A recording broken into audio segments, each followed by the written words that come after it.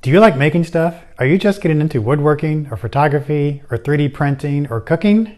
Hey, I'm Sean and I have 5 beginner tips on improving your maker mindset. Now, I learned all these tips through woodworking, but I promise they can apply to other crafts as well. So here we go, my first beginner tip on improving your maker mindset. Number 1, know thyself. Do you remember that scene in The Matrix where Neo went to visit the Oracle and she said, hey, look at that Latin inscription over the doorway. It means know thyself. That was a weird scene, but those cookies looked really good.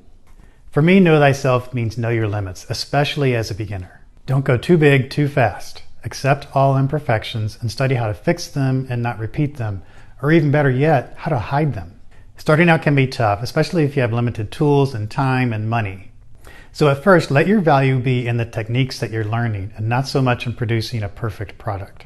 So are you saying don't challenge myself? No, not at all.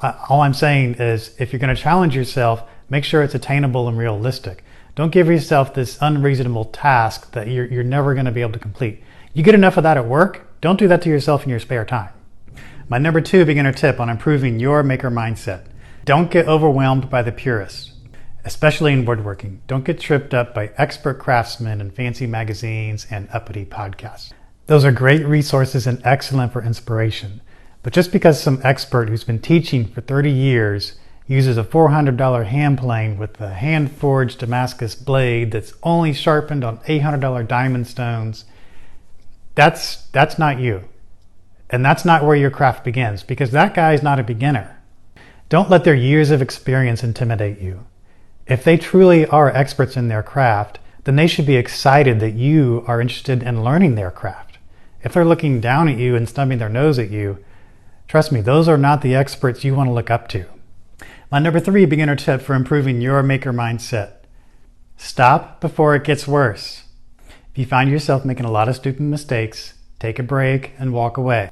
Mistakes can be very dangerous, especially if your new hobby includes spinning razor blades. Mistakes can also be expensive. You can mess up a really expensive piece of wood or just waste a whole bunch of 3D filament because something wasn't set right. Just stop if you are tired or sick or angry. It's just not worth it.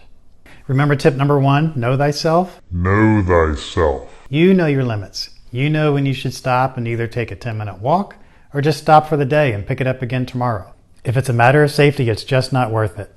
But what if I'm making a gift and I have a deadline? Well, that brings us to my number 4 beginner tip on improving your maker mindset. Don't make gifts, at least not right away. If you have something super simple that you know you're comfortable with, or you've given yourself a huge buffer of time, then go ahead and make that gift. Otherwise, be very cautious about jumping into a gift project.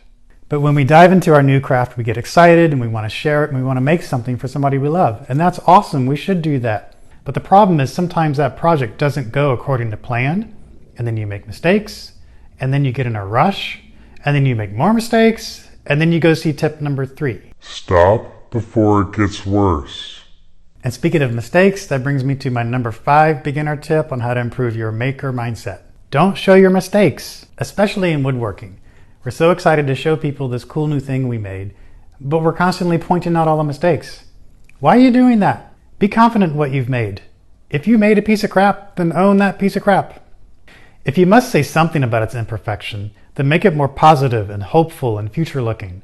Say something like, I'm really proud of everything I learned on this project, and I know that my best work is still ahead of me. And my bonus beginner tip for improving your maker mindset is to listen to the Proper Tools podcast. If you want to hear 2 guys that wish they were as smart as you talk about things like maker mindset and all sorts of other stuff, then you need to check out the Proper Tools podcast. My friend Jake and I started this podcast and we talk about tips and techniques and failures. And we also have great guests on the show that tell us all about how they got started in making and their success stories and their failures. So make sure you check out the Proper Tools podcast. It's available on all the major platforms. Hey, I hope these tips help you out. If you've got other beginner tips that you think are important, let me know down in the comments and tell me what you're working on too. I'd love to hear about that. Thanks so much for watching, and I really think you should watch this video next right here.